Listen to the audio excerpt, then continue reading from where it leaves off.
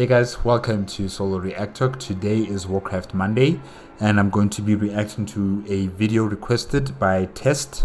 It's called Only One May Rise, Barny's Scarab Lord Adventures World of Warcraft Classic by Barny64. Now there is a playlist of Barny's Scarab Lord Adventures. There's about 4 videos. So I'm also going to make a playlist of my reactions to Barny Scarab's Lord Adventures, and you'll find it at the top here for future videos. And if you want to check out the original video as well as Barny64's YouTube channel, the links are in the description below. Okay, let's start. 3, 2, 1, go. This video is sponsored by NordVPN. Hey, what's up?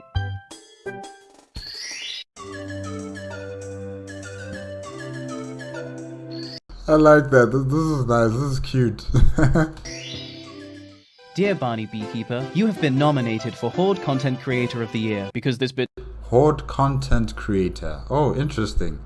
I don't know if Platinum WoW and Noble 87 are also like Alliance or Horde content creators. I know they're World of Warcraft content creators, but I don't think I've heard them actually state, that they are either Horde or Alliance content creators.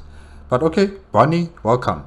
Barny64, yes. takes place back when you actually made videos. Please come to Moonglade on January... So there I was, January 18th, 2020, gathered with what was possibly the entire population of Grobulus to celebrate our server's success and community. On That's a lot of people. A lot of people. this sacred night of festivities, the Horde and the Alliance would lower their weapons of war, and instead raise a tankard of Rumsy Rum Black Label to the Grub Mob. A toast to all those who make our server great, and plus 15 He's a Forsaken. Alright. stam for 15 minutes. Nice. The sheer volume of people at this event was unlike anything I had previously experienced. I mean, sure, Orgrimmar on a Tuesday night is pretty busy, but this was something else. Stop casting abilities, please! Both Horde and Alliance together in one tiny village at peak hours on the weekend for a player-organized award ceremony? Pretty fucking cool if you ask me. Transfers to Grobulus are open. The winners for most active Alliance community are... Goof! Sorry about the view, by the way. Originally I was perched on top of that building over there, but it turns out that building is cursed.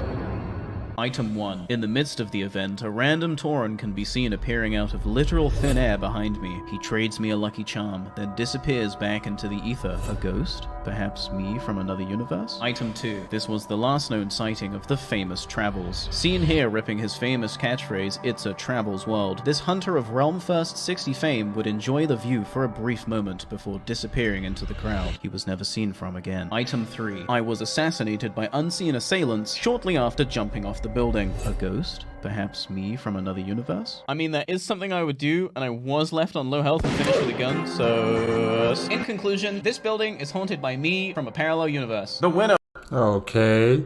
for most influential content creator on Horde is Barny Beekeeper. Wait, I won? That's Wait, over. coming through. Hello, yes, excuse me. Yeah, Hi. Barney. Barney! Okay, so people don't actually like talk on their... What do they call their headsets? Like they just send messages and everybody can see it on their screen. All right, yeah. Congratulations, Barny. Congratulations. Hey guys, I'm stuff. Hello, hi. Take me, Barney. Where'd you want to go? Barney. How's it? Barney, yay. Good job, Twink Boy. Now, I won't lie to you. The recent months had been kinda tough for me, and a terrible calamity would soon befall the real world, making everything pretty shit. But as I cast my gaze across the crowd of cheering faces, They're saying speech. Make a speech. I felt a warmth wash over me, and I found myself to be rejuvenated. Suddenly, I felt purpose, inspiration, and responsibility. If I am to be the Horde's greatest content creator, I need to make something that lives up to that mantle. Something epic. And then it happened, as it always does. The unchecked idea gives birth to a goal I know is improbable, but if I know the goal is improbable, then I must know what makes it so. And if I know what makes it so, then I'm already prepared to overcome it. I can do anything I put my mind to, because my mind wouldn't put me to do things I can't. So the only thing holding me back is me. And that's my ninja way. In this moment, I knew what I had to do, what it was going to take to feel worthy of this title. I was going to have to become a Scarab Lord.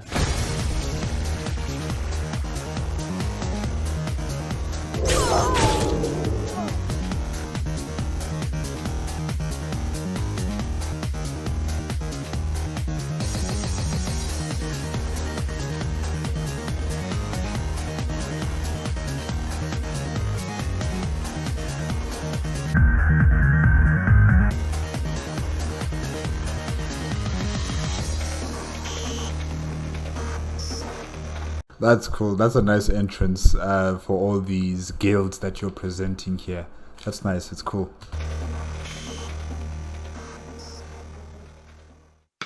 So what even is a Scarab Lord? Why is it so epic? And where the hell have all the videos been, huh? Where have my videos been? Where are the new video, Barney? Barney, what up, dude? Is the vid coming? New video when, Barny B? Hey guys, I'm awake now. Video when? Do you know what the video is coming? Did you know every day I check your channel and cry cause no upload? Did you know you can get 68% off a 2-year NordVPN plan at nordvpn.com/Barney64? You also get 1 month free with a 30-day money-back guarantee. Man, they really like your content.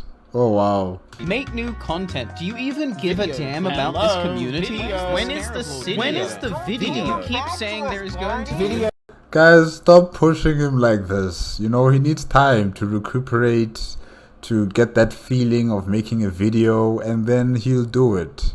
Be patient. Yeah. Just call me on my cell phone. Just show the video, my love. Foot reveal? Wow, seems like you guys really have a lot of questions. Well, let's start with the easy ones. Where have I been? You know, just enjoying my favorite game where bosses can just decide to walk out of bounds, becoming untargetable just as they were about to die. Oh, so the bosses can glitch too? They can glitch through the walls and survive the attacks? That's cool. That's interesting. But what if that boss had a move where every time someone died, he leveled up, making him bigger and stronger? Oh, this is cheating. Man, it would sure suck if he could teleport you to him so you fall under the map and die and get kicked from the game because the game knows you're out of bounds, but then you get stuck in an infinite loop of just logging in, falling, and being kicked. Is that possible? Then how do you get out of that loop? Oh, wow. I was also playing a little bit of Animal Crossing. I found this strange monument under my house, and there was this skull that whispered to me, boasting ancient forbidden alchemical secrets, how to transmute gold. But that price, that awful price. I did things to those animals, horrible things, unspeakable things. Was it even worth it? Yes. Flying under the map in my favorite video game. Did we go through that? Existential Dread. I played through RimWorld again. Probably going to make this into a video though, so I shouldn't really show this. Also, planning to make this entire video series that you're watching right now. You're welcome. It's Scarab Lord, dude. This doesn't happen overnight. Also, all of this... And now we're up to speed. Next question. What is a Scarab Lord? Whilst I'm sure most people who play WoW know what a Scarab Lord is, I'm going No, I don't. to summarize it all anyway, and it starts with the Thank you. Gates of Anchorage patch. In this patch of World of Warcraft, Blizzard introduced the 20-man raid Ruins of Anchorage and the 40-man raid Temple of Anchorage. However, these raids aren't actually open yet because the Gates of Anchorage are closed. So how do we open the gate? Well, the Anchorage patch didn't just introduce these two new raids, it also introduced a server-wide event known as the War Effort and a very, very, very, very long, notorious questline known as the Scepter questline. The War Effort is a giant cross-faction fetch quest that requires each faction to hand in several thousand materials of varying rarities. Did I say a couple thousand? Sorry, I meant tens of thousands. Once both factions have completed their list, there is a 5-day real-time waiting period where the war NPCs will move from their current location to Silithus. And these factions... whether you're the Horde or the Alliance, is it specific to the guilds themselves, or is it like the entire Alliance faction of players and the entire Horde faction of players that must contribute to this collection of resources? Once they arrive in Silithus, the Scarab Gong is able to be rung. This is where the Scepter questline comes in. The Scepter questline is a gruel. Why does it look like a hammer instead of a scepter? It just looks like a hammer or a key. Yeah. Grindy, gargantuan task that requires an entire guild's support just to stand a chance of completion. And trust me, you're gonna see every single step of this bastard quest, so don't worry if I'm not going into enough detail for you just yet. You will suffer as I have. All you need to know right now is that the Scepter questline rewards you with a scepter. Yeah, no shit. And once the War Effort event has concluded and exactly 5 days have passed, a player can use this scepter to ring the gong outside Anchorage and open the raid for their server. Following this, there is a 10-hour period where any other scepter bearers can also ring the gong. And why would anyone else want to ring the gong if the raid is already open? Well, that's a tale as old as time. A mount. A mount? How does that relate to what's going on here? But okay, let's just continue. In World of Warcraft, mounts are the status symbol. In some ways, they're more of a representation of your journey than your character even is. Yeah, you guys are showing off. You have to have the best. You have to have the most rare item or the most rare mount, you know, for people to notice you. Which I find kind of... It's a bit weird. I mean, it's almost like real life, you know. People buy the most expensive vehicles so that other people can see them driving those expensive vehicles. You know, it's showing off. It's yeah, it is what it is, sadly, but it is what it is. Are your mount. If you go to retail right now, you'll notice two things. One, it sucks, and two, everyone just spends all their time collecting mounts from legacy content. Fuck, I mean, I'm guilty of the same thing. I'm raiding Oldwa as I record this audio. How many mounts can you have exactly? Can you have as many as you want, or is there a limit, you know, to how many mounts you can have? It's not even a joke. Alt tab. I'm here. Scholars and intellectuals have debated for centuries that the obsession for collecting mounts is the only thing keeping retail afloat, and I would have to agree with them. Mount culture permeates every nook and cranny of this game, and it Hey, it's Asmongold. only grows stronger as each expansion introduces even more mounts. But in a community-driven game that has evolved past the need for community, people aren't going to remember you. They'll only remember your mount. So you That's sad. better make sure that mount is lit. Proof of your skill, proof of your ability to commit to a grind, proof that you're a lucky son of a bitch. Anything is good as long as you're flexing. And this obsession for flexing rare mounts can be traced all the way back to vanilla with What about flexing weapons or armor sets, you know, or magical abilities? But anyways, yeah, a mount is also cool. I'm just saying that, you know, there could be something more than that, I would say, you know, as a flex. But a black Karaji resonating crystal, unquestionably the rarest mount in the game, even still to this day. This mount was the Doombringer, the harbinger of the end times, purely because of how rare and exclusive Blizzard made this mount. You see, this mount can only be obtained by those that ring the Scarab gong during the 10-hour event I mentioned earlier, and once the event is over, the mount can never be obtained ever again. wait, it can never be obtained ever again, meaning the person who has it will have it. It won't just disappear. Okay, interesting. Ever. This mount is the ultimate World of Warcraft flex. This mount is what it means to be a Scarab Lord. This mount tells the tale of true gaming legends. Now buckle up for 10 minutes of lore, bitch. And will you get this mount, or will everybody within your guild or your faction get this mount? I'm just wondering about that. Like, will only one person get it, or will the entire faction get it? Yeah, I'm just wondering about that. Welcome to Silithus, the insect-infested desert of Kalimdor. Eons ago, this desert was still a desert, I guess, but it was home to many bugs. Which I guess is still exactly the same. But it was different back then, okay? You know, back when Azeroth used to look like this before Queen Ashara went and blew up the Well of Eternity. Great job. Now, these bugs were called the Akir, and the... Oh, hold on. Let me write that down. The Akir. Alright. These bugs look very familiar, actually. They look like the ones during Warcraft 3 Reforged on Northrend. Yes, when Arthas was heading to Northrend to get Frostmourne, he was dealing with some bug people or bug civilization. So I think they're the same, if I'm not mistaken. Akir were a sentient race of insectoids who were born from old god poop. Don't believe me? Look it up. Old god poop arose from the organic matter seeping from the old gods. Wow.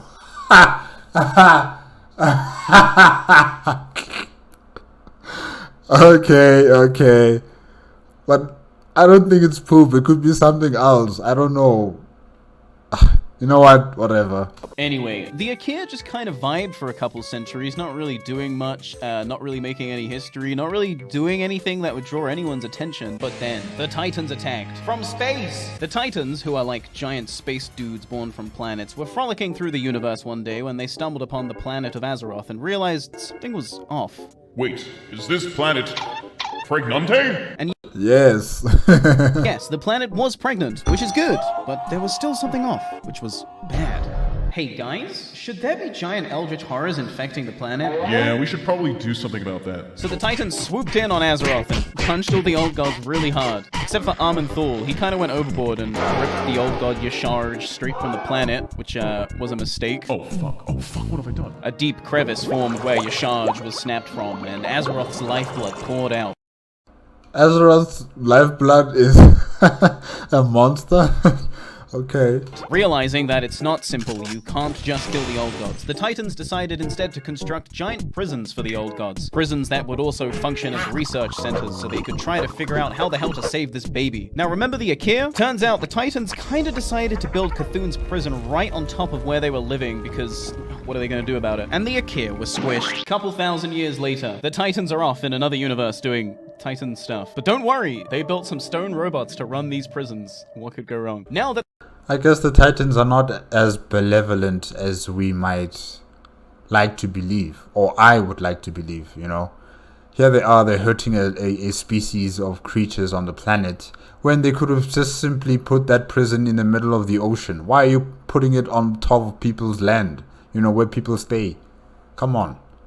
the land isn't swarming with old gods and isn't yet swarming with elves or humans, it's a pretty good day to be a troll. This is the height of the troll empire, the golden arc of troll kind. They're The Amani. Ooh. everywhere, and they run this shit. The Jakari Zandala. Oi. I probably should have kept it down around Oldwar though, because they kind of woke up old god Yogg-Saron's most dedicated servant, a dude called Kithix, and guess what? He's pissed. Swearing vengeance against the trolls for waking him up, Kithix used his mind magic to scan the planet for insecure beings ripe for manipulation, and he found what he was looking for. Remember the Akir from earlier? Turns out they're not all dead. They're just underground and really sad about it. The perfect targets. And so he began whispering to them.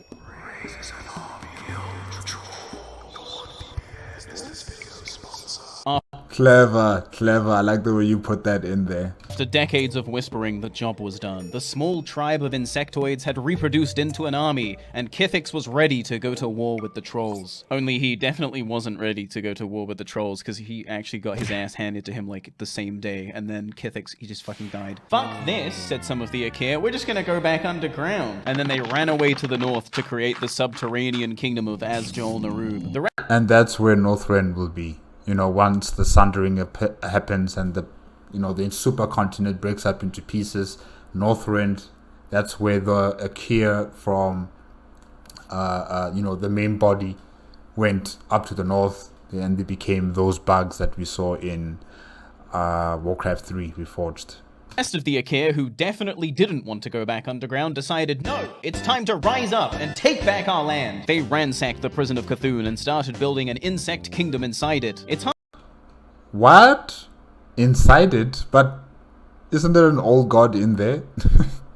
Alright, this guy's weird. Hard to say whether or not the Akir knew that there was an old god unconscious in the basement, but what we do know is that Cthulhu's latent energies started transforming the Akir, and before long they had become an entirely new race, the Karaji. They named their old god prison hive kingdom Ankaraj, and Wait, the Karaji. Alright. Kiraji. Alright. and then they just fell asleep for like 1,000 years. 1,000 years later, Azeroth looks a little different now, because Queen Ashara... Yeah. Anyway, Silithus is now a Night Elf territory because the Druids want to make Silithus into a lush green forest and plant a big tree there and call it Dordrasil. Oh, also, Cthulhu just woke up. Wake up, bugs. Go do bug stuff. And so all the bugs woke up and flooded Silithus, and it sucked. Hey, these bugs are killing us, the Night Elf said to the Archdruid. And the Archdruid was like, don't worry, guys.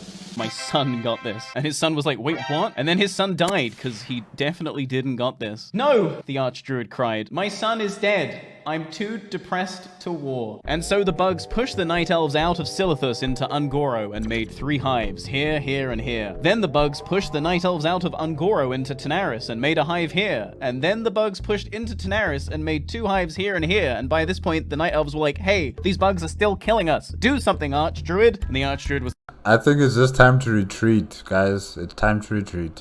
like, don't worry, guys. The Bronze Drakes got this. And the Bronze Drakes were like, wait, what? No, we don't care about this. Knock, knock. It's the Karaji army. With huge bugs. With swords. Sword bugs. Open the caverns of time.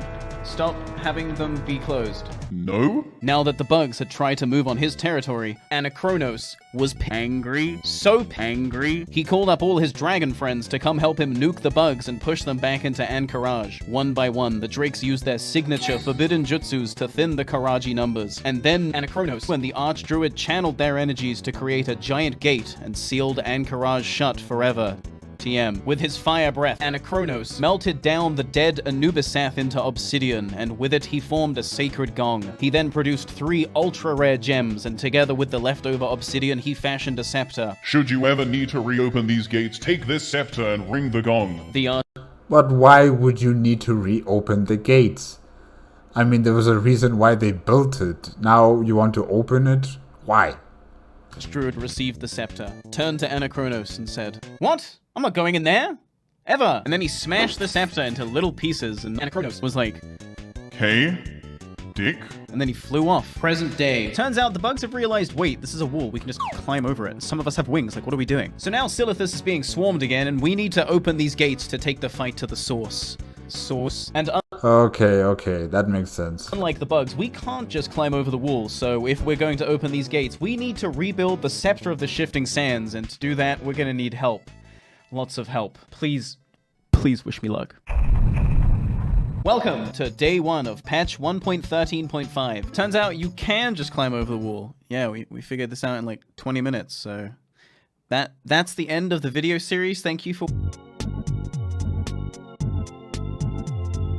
Okay, it turns out the raids don't actually work until the gates are open. That sucks. Blocked out of content? Thanks a lot, Blizzard. Man, the last time I was blocked out of content like this was when I moved back to the UK and could no longer watch US Netflix. You know, the good one. Hey, stop listening to my thoughts. That's fucked up. I could have been thinking about anything. If only there... You should just use NordVPN then. I'm sure it will give you the content that you require from Netflix if you use NordVPN. Right, Barny64? That was the way I could bypass region block so I could watch The Office on Netflix instead of They have Friends in the UK. Friends? Exactly. NordVPN, yes. This shit sucks. Okay, I guess now you know I don't like Friends, so we gonna stay out of my head now? Thanks. But seriously, if anyone knows how to bypass region blocks, that would be very helpful for me, personally. I guess we'll never know. Yeah, call me when they play the one with the funny joke. This is laughter inside my own head. Welcome to Cenarian Hole, the final outpost. Here we can find Baristolf of the Shifting Sands. Hey, what's up? I'm Baristolf of the Shifting Sands. All you need to know about this guy is that he was brought back to life by Anachronos with magic sand, and now his eternal service is that he has to stand here and just watch forever. And if you... What species is he? I've never seen someone who looks like this in World of Warcraft. He looks like a cat, but I'm not entirely sure. Think that sounds miserable, I take no pleasure in telling you that his fate gets so much worse. Like right now, I'm supposed to be picking my quest up from him. You may have noticed he's not fucking here. We'll get to that later. Luckily for me, another Scarab Lord target in my guild had picked up the quest earlier and was able to share it. Oh, right, Scarab Lord targets. I should probably tell you about that. Getting Scarab Lord requires a lot of people with a lot of time. So many people and so much time that even large guilds will usually opt to grind for just the one Scarab Lord. And for the most part, that was the case on Grobulus. One guild, one Scarab Lord target. However, my guild, Final Boss, let's just say we had bigger plans. Ask anybody on Grobulus what they think of Final Boss, and the answer will probably vary. To some, they're just your average sweaty raiding guild. Final Boss are sweaty nerds. They're try-hard lol. I went to a dungeon with some Final Boss members, and they were all so geared that I ended up with all the loot. So, there is a group of people who do the hard work, and then there are those who come at the last minute to fight against the boss. Wow. All right. Was awesome. Made me forget about my terrible home life. To others, final boss of the living embodiment of everything that is wrong with my classic experience. The most repugnant server villains you ever did see. The bad guys. Final boss are toxic trash. I hate them. Okidoki spits on the ground. I heard you have to go fully world buff. And you can't kick them out, you know, those final boss players. Like once they come in, hey, no, go. We've worked too hard. And you can't just come here in the last minute and say, yes, you're ready to play with us. No, you have to be with us from beginning to end.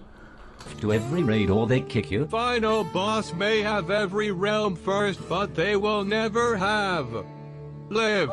As you can see, we have quite the reputation. And given that this is a roleplay server, it wouldn't be very in character of us to slack during this event. Why stop at one Scarab Lord when you can have 2? Oh my god. But wait. Why stop at 2 Scarab Lords when you can have 3? No. But wait. And watch what I do right here. Why stop at 3 Scarab Lords when you could just not stop at all? What? That's crazy. This is my guild Scarab Lord target list. If this looks long and ridiculous to you, that's... Wow. Because it is. There is absolutely no way everyone on this list is getting Scarab Lord, but when the goal is to get as many as possible, there's nothing wrong with overshotting the list. And who's that all the way at the bottom of the list? It's me! It's not looking good. But you guys know me, I'm just here for the experience. And the mischief. I've got a lot of new tricks up my sleeve I've been dying to try. It's a pun. You'll get it later. Is it likely I'm going to get Scarab Lord? No, not even a little bit. But I want to see how far I can get nonetheless. After all, this event only happens once. And what kind of gamer would I be if I didn't give it my best shot? Also, I swore to myself that I would make a good video out of this event because, you know, I make videos. Allegedly. Right now, Baristolf needs us to check if Anachronos and his crew are home. He'd do it himself, but he's bound to this location by blood. Or I guess in this case, sand? Now, your average troglodyte moron would pick up this quest and then take the 5-minute flight path to Tanaris and then walk the 5-minute trek to Anachronos. Luckily for you, you've entered the real gaming zone. Wow. The power of planning. It's just that easy. So now we're in Tanaris outside the Caverns of Time, or more accurately, inside a wall outside the Caverns of Time. Don't worry about it. Our current mission objective? Locate Anachronos and his friends. God, I hope we make it. But yeah, not really much to say about this quest. I just had to walk forward. So that's that, really. And then I waited for my summon back to Cenarian Hold. A warrior attacked me on low health, which I don't want. I wasn't even trying to fight. Look, I blinded him. I was trying to run away and take my summon. But then I saw his last stand run out. Oh yeah, like you'd take the summon without killing the guy on 1 health. Anyway, I took the summon back to Cenarian Hold and went to hand in the quest to Baristolf. The observative among you will of course notice, he's still not fucking here. He's up. Yeah, it turns out if you flag yourself as at war with the Cenarian Hold, you can just kill Baristolf. Well, that's good game design. Naturally, where there's the potential for griefing, you will usually find a griefer. But in this case, we weren't so lucky for there to be only one. Enter Epi the Scarab Lord. No one knows who these anonymous agents of chaos were, where they came from, or even what their motive was. The identity of these fiends is still a heated point of contention today, with fingers being pointed aimlessly in every which direction at every witch guild, backed up by an underwhelming amount of circumstantial evidence. Intellectuals expect the identity of the Epi for Scarab Lord members to stay an unsolved Grobulus mystery until the end of time. But we don't need to know their identities or to understand their motives to understand their goal, because their goal was pretty fucking clear. Baristolf must die. So here's what happened. The griefers would revive and kill Baristolf, then people would retaliate and kill the griefers. 10 minutes later, Baristolf would respawn and the griefers would revive and kill Baristolf. Rinse and repeat. But not only was Baristolf being griefed, no, that would make things too simple. People were also openly PvPing in the streets knowing there was too much going on for the guards to do anything about it. This is crazy. This is crazy. How are you supposed to complete your objectives if you have people like this? This is like terrorism, actually, you know? Or public disturbance, public nuisance. Wow. But naturally, defending yourself would get you immediately killed by those guards. Oh, also, I have a raid at 11 because for the next part of the quest, I have to kill a guy in Blackwing Lair and bring his head to Barristol, so really hope I can pick that quest up sometime soon. He's up. No! I don't think you're gonna make it. The server lag! Let me speak to him! Please! Please! I can't even see what's going on. There's just so much chaotic things going around everywhere here. I can't even see where Barney is right now. Barney, you get it? That's your time. Nope, I'm fucking dead. Haha! I'd love to see a video of this from your perspective. Okay, it looks like it's quiet now. Try it. It's not very interesting, I gotta completely be Yes!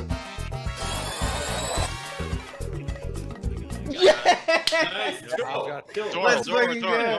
Well done, Barney. That was the worst shit I've ever done. Oh, how naive I was back then. Little did I know I'd come to long for those days of waiting 2 hours to pick up a quest. But as for right now, I'm kind of late for that raid. Yes, 39 other people were waiting for me whilst this fuckery was going on. Thanks, Epi, for Scarab Lord. I honestly wasn't expecting the level of griefing to be this high right off the bat, but as a wise man once said, if you didn't expect this to happen, I don't know what world you're living in. welcome to Blackwing Lair. In the dark recesses of the mountain's peak, Nefarian, the eldest son of Deathwing, conducts some of his most awful experimentation.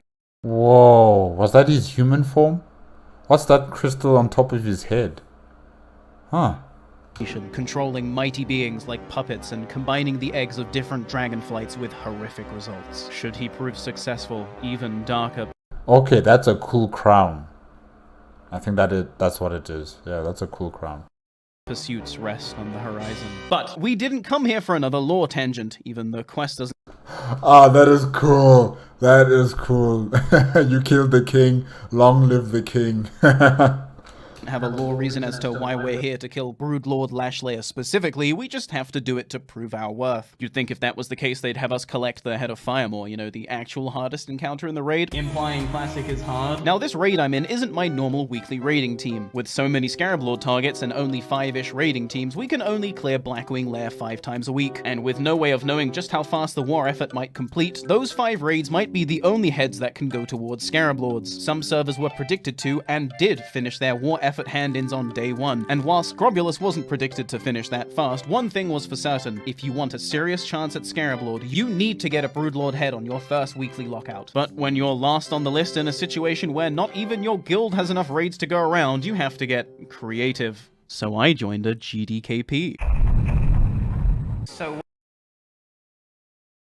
Wait, what's a GDKP? Wait, let me just go back a bit. So I joined a GDKP. Blackwing Lair Virgin GDKP. Okay. So what's a GDKP? A GDKP is essentially a pug ran by a trusted member of the community. They need to be trusted because in a GDKP, all the loot is bid on with gold. Once the raid is complete, the raid will move to a location and bid on all the items that dropped. Once all the items have been auctioned off, the money is then totaled and divided equally amongst the raiders. You make a nice long queue, and then one by one, everyone is traded their share. It's a pretty good system for all those involved. People can join just to make money, people can join to try and buy gear, people can join just to have fun and raid for fun. People raid for fun? Wait, people play this game for fun? On Grobulus, we have many GDKPs. On Horde side only, by the way. The Alliance don't know what the fuck they're doing, and this isn't even like a haha, Alliance suck meme. Like, they actually don't have GDKPs, and they also outnumber us, so it doesn't even make sense. Like, what are you guys doing? This post made by the Horde Grobulus gang. Step it up, Alliance. It's kind of sad. But as I was saying, on Horde side Grobulus, we got GDKPs running every single fucking day of the week. You can't even look at the trade chat without having copy pasta forced down your throat. delicious. So naturally, in the weeks leading up to the event, I fished around all the GDKPs, messaging the various organizers to know what the going rate would be for a Broodlord head, but unfortunately for me, the head was either sold, not for sale, or just a bit too pricey for a humble Lucky Charm salesman such as myself. Once upon a time, I prided myself knowing that everything I had I worked for, but honestly, it's kind of getting old, because rogues don't really have good money-making farms, and with the great Arcanite crash of 2020, I'm starting to see that Asmongold had it right the whole time. Abusing clout for in-game currency truly is best in slot. Please send me gold. It's not even a bit. I'm not even going to send Lucky Charms anymore. I just want gold. Just give me So with no Broodlord heads available, and with all my friends either belonging to my guild or guilds that were going for Scarab Lords of their own, I had nowhere left to turn. No other options. It looks like I had run out of luck. Sight, bitch! I rubbed my Lucky Charm and put that thing into overdrive, starting a chain of catastrophic timeline-altering events. Temporal sickness is a very real thing. I haven't felt quite like myself since I manifested this timeline, but it was worth it, because in this timeline, Virgin's weekly GDKP actually doesn't have a Broodlord head target. In this timeline, Bon Hoovy is too put off by the Scarab Lord grind to want it. So in this timeline, the Broodlord head goes to me. And because I re-rolled timelines until I made it this way, in this timeline, I don't even have to pay for it. God, I'm fucking good. Anyway, the rest of this raid was a pretty standard ordeal. We finished in about 90 minutes with no wipes, which is pretty damn good for a pug. If you came for dungeon drama, I'm afraid I've let you down. The best I can do is let this clip play out wherein I go 12 seconds without getting healed and die.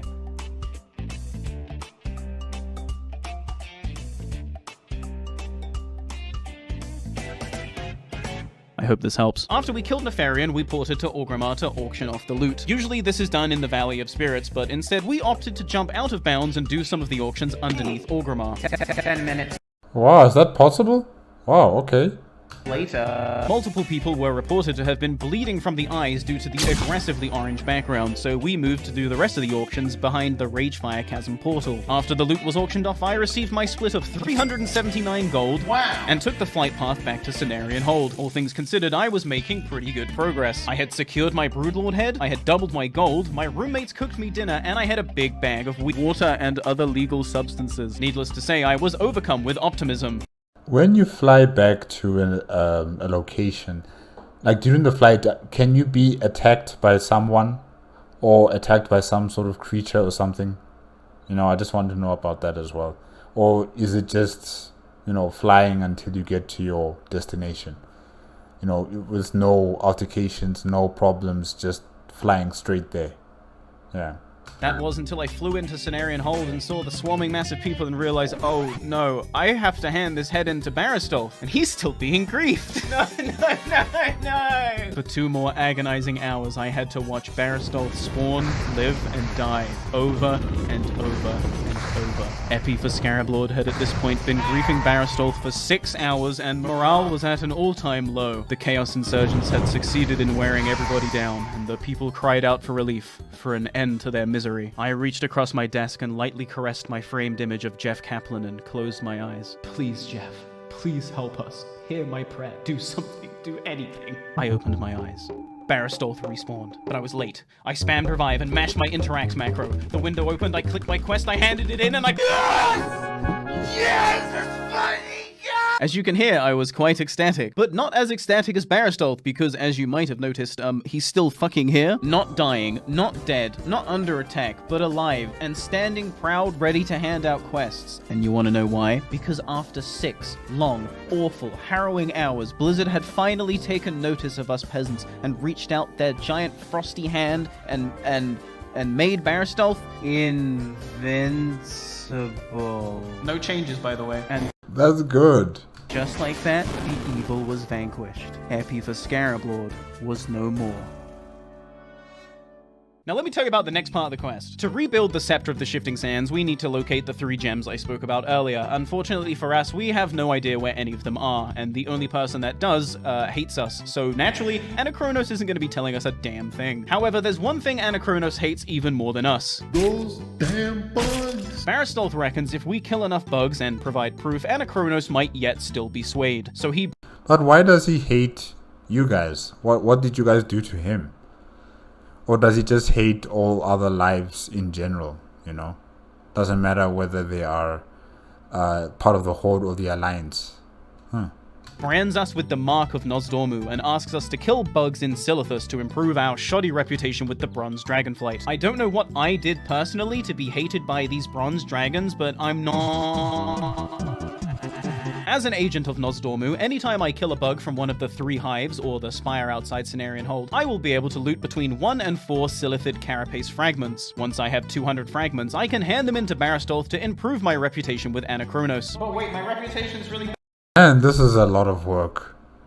bad. How many times am I gonna have to do this quest? He will also give me a proxy of Nosdormu, an item that lets me deputize other people so they too can collect fragments without having to do all the steps that led up to this point in the quest. Speaking of proxies and good reputation, nordvpn.com/Barny64. Alert. Cyber deal. Save 68% off our 2-year plan and also get a free month and also get a free gift on top. Cyber deal. I literally paid my taxes using NordVPN because the state of Michigan for some reason doesn't accept payments from IP addresses outside the USA and I'm in the UK. Hello? I just want to... Cyber deal. This service stopped me from accidentally committing tax evasion, so that's pretty good. nordvpn.com/Barny64. Now, with the ability to loot carapace fragments from the bugs, I set off to Hive Zora, where my guild were currently stationed. The system we had going at this point was pretty simple. All fragments farmed were to go towards the current Scarab Lord target, which at this point was Typo, and slowly over time he would deputize other people in the raid as he got fragments. If you were currently one of the few people able to make the fragments drop, you were given a raid mark so people knew to let you hit mobs at least once so the fragments would actually drop. For the purpose of this video, I would be allowed to keep my first 200 fragments for myself just to serve as a benchmark for how long it would take to farm that many. I'd say under normal circumstances, a solo player could probably farm about 100 fragments in about an hour, but we weren't the only ones here. With Barastolf now invincible, there was no longer an arbitrary roadblock holding people back, and so pretty much every single guild going for Scarab Lord on the server began pouring into the hives at the same time. The floodgates had been opened. The great bug farming had begun.